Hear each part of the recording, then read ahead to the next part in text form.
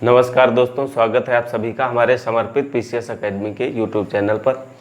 जैसा कि आप लोगों को ज्ञात है, हमने भारतीय इतिहास में आधुनिक भारत के इतिहास के अंतर्गत हमने यूरोपीय कंपनियों के आगमन के बारे में, भारत में यूरोपीय कंपनियों के आगमन के बारे में हमने पुर्तगालियों और डचों के बारे में विस्तार से अध्ययन कर लिया है। उसी की श्रृंखला में आज हम अंग्रेज़ों के बारे में अध्ययन करेंगे। तो अंग्रेज़ों की अगर बात करते हैं, अंग्रेज काफ़ी देर से भारत में आए। पुर्तगालियों से लगभग 100 वर्ष बाद पुर्तगालियों का आगमन 1498 में हो गया था और अंग्रेज जो है 100 वर्ष बाद लगभग 1600 ईस्वी के बाद में आए। लेकिन इन्होंने भारत में सबसे अधिक समय तक राज किया, यानी कि 1947 तक के भारत में टिके रहे। इसका क्या कारण था कि अंग्रेज लगभग सबसे बाद में आए और सबसे अधिक समय तक भारत में टिके रहे। अंग्रेज जो है सबसे पहले जब व्यापारिक कंपनी अंग्रेज की भारत में आई तो उनका उद्देश्य व्यापारिक ही था, ना कि भूभाग पर कब्जा करना था। लेकिन इनको कुछ ऐसी परिस्थितियां मिल गईं जिससे इन्होंने राजनीतिक लाभ उठाने की सोची। तो सबसे पहले इनकी मजबूती का मेन कारण ये था कि इन्होंने सबसे पहले जेम्स प्रथम के राजदूत ने जो है कैप्टन हॉकिंस जहांगीर के दरबार में आता है और वहाँ काफ़ी सम्मान अर्जित करता है। उसके बाद में कैप्टन हॉकिंस के बाद सर थॉमस रो आता है। इसी प्रकार से इनके कई शिष्टमंडल मुगल दरबार में आते हैं और व्यापारिक फरमान प्राप्त करते हैं और इसी प्रकार से इन्होंने भारत में अपनी स्थिति को मजबूत की। तो आइए देखते हैं इसके बारे में, अंग्रेजों के बारे में। तो भारत में व्यापार करने का पहला अधिकार पत्र किस ब्रिटिश कंपनी को मिला? अगर ये बात करते हैं कि भारत में व्यापार करने का पहला अधिकार पत्र किस ब्रिटिश कंपनी को मिला, तो लीवेंट कंपनी थी। इसे 1793 ईस्वी में मिला है। ये कंपनी जो है स्थल मार्ग से इसका व्यापार करने का उद्देश्य था। स्थल मार्ग से ये व्यापार करने वाली कंपनी थी। और अगर भारत में पहला व्यापारी अंग्रेजी व्यापारी की बात करते हैं तो भारत में पहला ब्रिटिश यात्री जो भारत में आया उसका नाम था जॉन मिल्टन हॉल। 1599 ईस्वी में 1599 ईस्वी में ही इंग्लैंड में मर्चेंट एडवेंचर्स नामक दल ने the governor and company of merchants of London trading into east Indies नामक कंपनी की स्थापना की। इसमें कुल 214 साझेदार थे। इनका जो है संगठन जो था बहुत ही सहज था और इसका जो निर्देशक मंडल था वो उसमें 24 सदस्य थे। 31 दिसंबर 1600 ईस्वी को महारानी एलिजाबेथ प्रथम के द्वारा कंपनी को 15 वर्षों के लिए व्यापारिक अधिकार प्रदान किया गया। तो ये जो कंपनी थी the governor and company of merchants of London trading into the east Indies, इसे जो है कितने वर्षों के लिए व्यापारिक अधिकार मिला था? 15 वर्षों के लिए। 1608 ईस्वी में जेम्स प्रथम के राजदूत कैप्टन हॉकिंस पहुंचता है कहाँ? सूरत में। लेकिन इसकी मुलाकात सूरत में नहीं हो पाती है जहांगीर से। उसके बाद में पहुंचता है आगरा, जहां ये जहांगीर से मिलता है फ्रेंड्स नामक पत्र लेकर। फ्रेंड नामक पत्र के साथ मुलाकात करता है। जहांगीर इससे बहुत प्रभावित होता है और अपने राज दरबार में 400 का मनसब प्रदान करता है और फिरंगी खान की उपाधि देता है जेम्स प्रथम के राजदूत कैप्टन हॉकिंस को। और ये लगभग 3 वर्षों तक भारत में रुकता है। 1611 ईस्वी में अंग्रेजों ने अपनी पहली व्यापारिक कोठी, यह अस्थायी थी, मछलीपट्टनम में स्थापित की। मछलीपट्टनम जो है आंध्र प्रदेश में पड़ता है। यहाँ से इन्होंने वस्त्र का निर्यात करना प्रारंभ किया। 1611 ईस्वी में अंग्रेजों ने अपनी पहली व्यापारिक कोठी मछलीपट्टनम में स्थापित की। यह व्यापारिक कोठी अस्थायी थी। नवंबर 1612 ईस्वी में स्वाली के युद्ध में कैप्टन बेस्ट के द्वारा पुर्तगालियों को पराजित कर दिया जाता है। नवंबर 1612 ईस्वी में स्वाली के युद्ध में कैप्टन बेस्ट के द्वारा पुर्तगालियों को पराजित कर दिया जाता है। फलस्वरूप अंग्रेज मुगल शासक जहांगीर से की अनुमति से 1613 ईस्वी में अपना पहला स्थायी कारखाना सूरत में स्थापित करते हैं। अंग्रेजों ने अपना पहला स्थायी व्यापारिक कारखाने की अगर बात करते हैं तो सूरत में स्थापित किया, स्वाली के युद्ध में पुर्तगालियों को पराजित करके।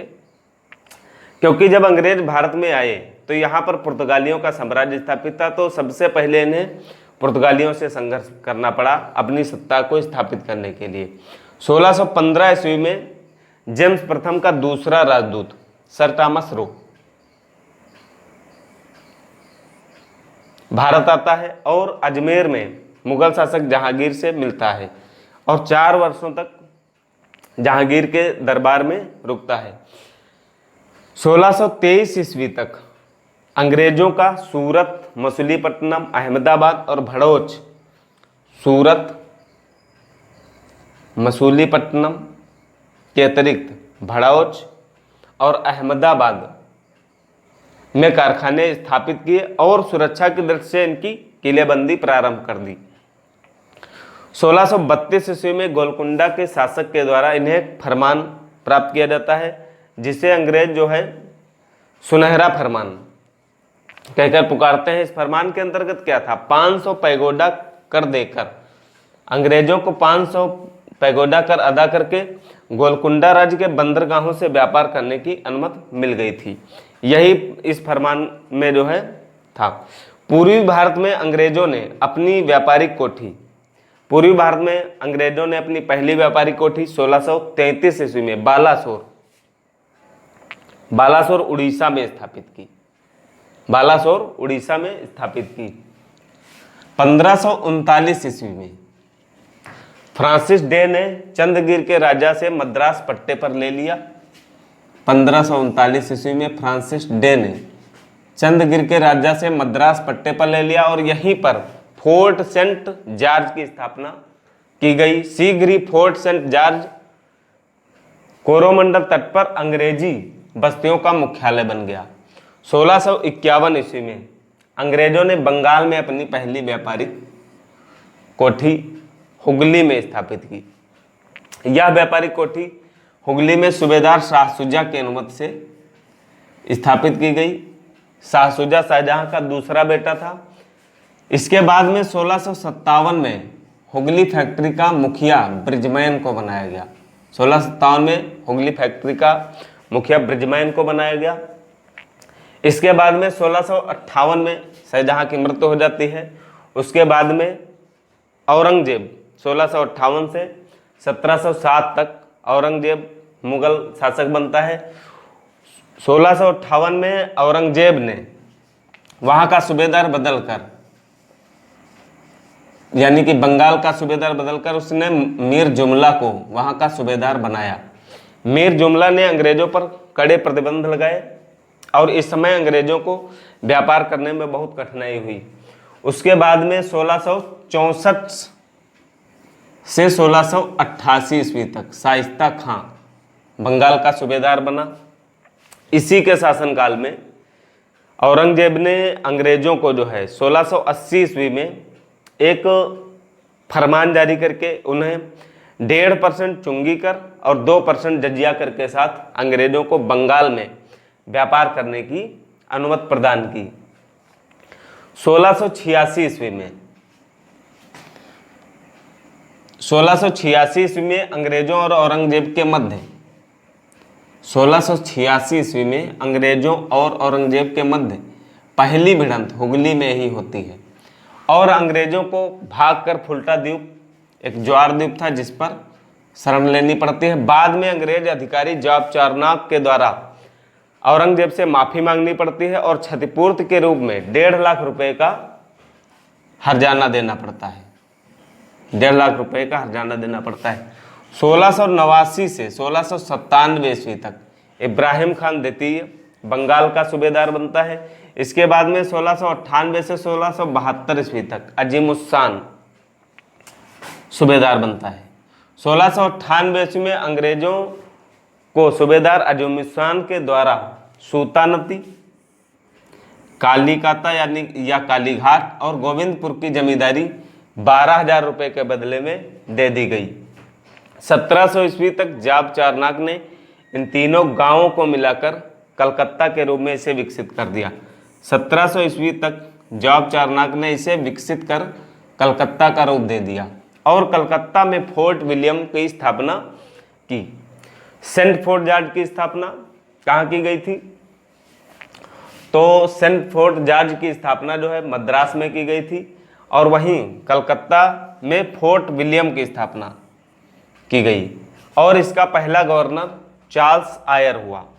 1661 ईस्वी में 1661 ईस्वी में ब्रिटेन के प्रिंस चार्ल्स द्वितीय की शादी पुर्तगाल की राजकुमारी कैथरीन ब्रेगेंजा के साथ होती है और बम्बई अंग्रेजों को दहेज में प्राप्त हो जाता है।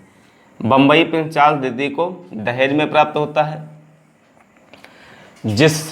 जो 1668 ईस्वी में चार्ल्स द्वितीय ने अंग्रेजों को जो है 10 पाउंड के बदले किराए पर दे दिया। इसके बाद में 1708 ईस्वी में न्यू इंडिया कंपनी का विलय हो जाता है। किस कंपनी में? इसी the governor and company of the merchants of London trading into east Indies. अब इसका नाम बदलकर द गवर्नर एंड कंपनी की जगह पर द यूनाइटेड कंपनी ऑफ कर देते हैं। The United company of merchants of London trading into the east Indies नाम इसका बदल कर हो जाता है 1708 ईस्वी में। 1715 ईस्वी में सर जॉन सरमन के नेतृत्व में फर्रुखसियर के दरबार में एक शिष्टमंडल भारत आता है, यानी कि मुगल दरबार में आता है, जिसमें एडवर्ड स्टीफेंसन, विलियम हैमिल्टन ये सर्जन था, ख्वाजा सेहुड आर्मेनियाई दिभाषिया था। ये मुगल शासक फर्रुखसियर के दरबार में आते हैं और इस समय फर्रुखसियर एक गंभीर फोड़े से जूझ रहा होता है, जिसको उन्होंने जो है ठीक किया और इससे फर्रुखसियर अत्यंत प्रसन्न होता है और अंग्रेजों को एक व्यापारिक फरमान देता है, जिसे अंग्रेज अधिकारी ओम्स ने कंपनी का मैग्ना कार्टा यानी कि अधिकार पत्र कहा। इस फरमान के प्रमुख प्रावधान निम्नलिखित थे। नंबर 1, बंगाल में 3000 वार्षिक कर देने पर निःशुल्क व्यापार का अधिकार मिल गया। बंगाल में 3000 वार्षिक कर देने पर निःशुल्क व्यापार का अधिकार मिल गया। कंपनी को कलकत्ता के आसपास के 38 गांवों की भूमि किराए पर लेने का अधिकार मिल गया। कंपनी द्वारा बंबई की टकसाल से जारी किए गए सिक्कों को मुगल साम्राज्य में मान्यता मिल गई, यानी कि कंपनी के द्वारा जो बंबई की टकसाल में जो सिक्के जारी किए जाते थे उन्हें मुगल साम्राज्य में मान्यता मिल गई। हैदराबाद में निःशुल्क व्यापार करने की अनुमति मिल गई। तो आज हम लोग इतना ही देखेंगे। इसके बाद में हम लोग ये देखेंगे कि अंग्रेजों ने किस प्रकार डचों को भारत से खदेड़ा, फ्रांसीसियों को भारत से खदेड़ा और भारतीय राजाओं के साथ किस प्रकार संघर्ष करके अपना प्रभुत्व स्थापित किया। धन्यवाद।